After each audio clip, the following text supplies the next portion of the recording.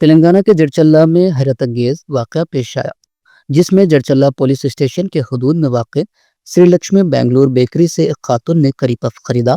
जब उसने खाना शुरू किया तो इसमें सांप का बच्चा नजर आया। खातून ने पुलिस स्टेशन पहुंचकर शिकायत दर्ज करवाई। बदज़ा खातून ने सोशल मीडिया पर मुखातिब करते हुए तफसीलात बताई।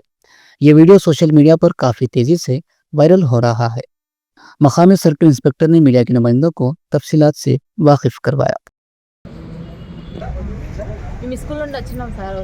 వస్తుంటే నేను మా బాబు మా పాప ముగ్గురం వస్తుంటే పిల్లలు బేకరీగా అక్కడ ఫుడ్ ఐటమ్స్ అని పోతే ఇంకా కర్రీపప్పు ఎగ్ పప్పు తీసుకున్నాం. తీసుకుంటే ఎగ్ పప్పు ఉండి మా బాబు తిన్నాడు.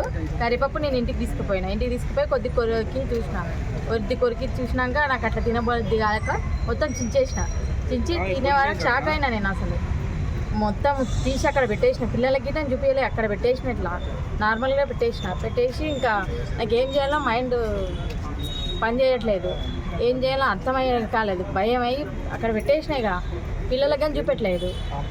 తర్వాత ఇంతుంది పాము పిల్ల వచ్చింది దాంట్లో కర్రీపప్పులా. ఇక్కడ బేకరీ ఉంటుంది జడ్చర్ల, బేకరీ శ్రీ లక్ష్మి బెంగళూరు బేకరీ జడ్చర్ల ఉంటుంది. ఆయన అక్కడ వెళ్ళినాక ఆయన ఏమన్నాడు, క్యాజువల్గానే ఇవన్నీ తెలియటివి కూరగాయల దాంట్లో వస్తుంటాయి, మామూలుగానే ఇట్లా చేస్తుంటామా అని.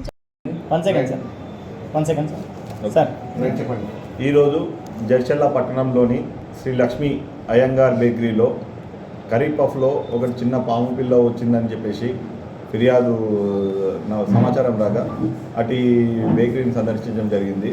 అటు ఎవరైతే కర్రీ పఫ్ తిందామని వెళ్ళిండ్రో ఆ బాధితులు ఈరోజు పోలీస్ స్టేషన్కి రమ్మని ఫిర్యాదు చేయమని చెప్పాము.